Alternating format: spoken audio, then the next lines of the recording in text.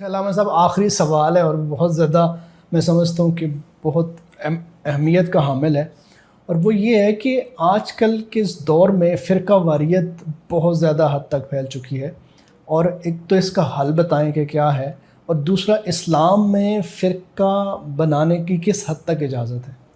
فرقہ اصل میں سر یہ ہے کہ قرآن پاک میں تو ہے، یہی ہے نا کہ لا تفرق، کہ فرقوں میں نہ بٹو۔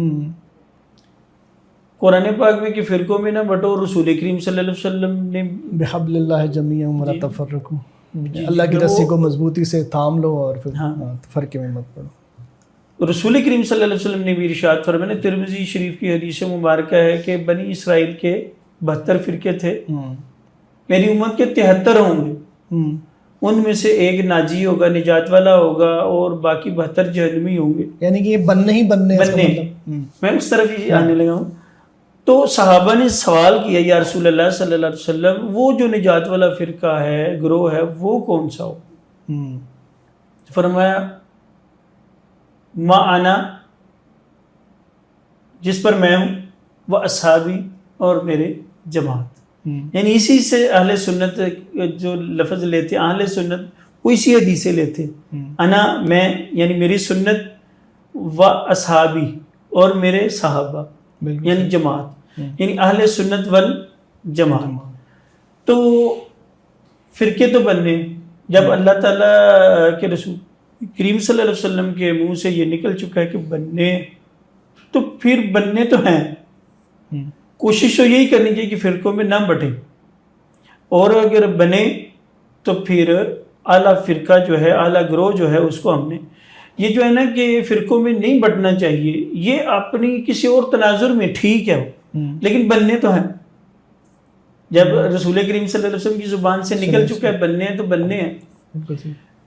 تو کوشش یہ کرنی چاہیے کہ جس طرح وہ ہمارے شیخ الحدیث حافظ غلام احمد خادم صاحب علیہ رحمہ فرمایا کرتے کہ جب دو چیزیں سامنے آ جائیں آپشن کے طور پہ، تو دو میں سے سب سے اچھے کا انتخاب کرو۔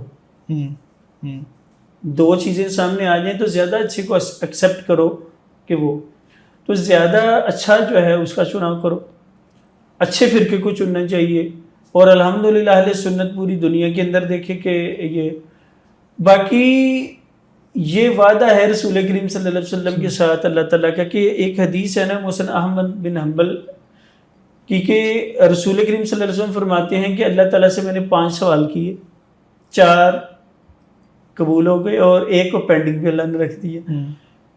میں نے عرض کی یا رب العالمین میری امت کو زمینی عذاب نہ دینا، تو اللہ تعالیٰ نے فرمایا اے پیارے محبوب ہم نے مان لی، کہ پہلی امتوں کو اکٹھا، بعض امتوں کو عذاب آتا، ساری زمینوں میں دنس جاتی، مر جاتی، فرمایا زمینی عذاب نہیں دینا میری امت کو۔ اللہ تعالیٰ نے فرمایا بالکل ٹھیک ہے۔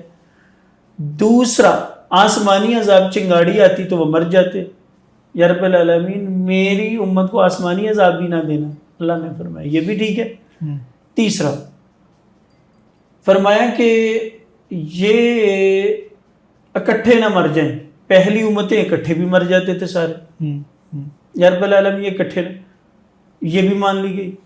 پھر جی چہرے نہ بگڑیں، مسخ نہ کیا جائے ان کو، تو اللہ تعالیٰ نے فرمایا محبوب یہ بھی مان لی، 4 قبول ہو گئے۔ کتنے انعام ہیں ہمارے اوپر، یہ اگر دیکھا جائے تو بہت بڑے انعامات۔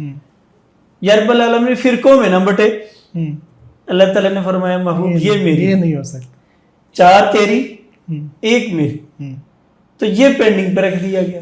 تو یعنی یہ اب دیکھیں یہ ہونا نہیں ویسے چاہیے، دیکھیں نا جس طرح حضور صلی اللہ علیہ وسلم نے فرمایا تم جانتے ہو یا نہیں جانتے تو سب کو سلام کرو۔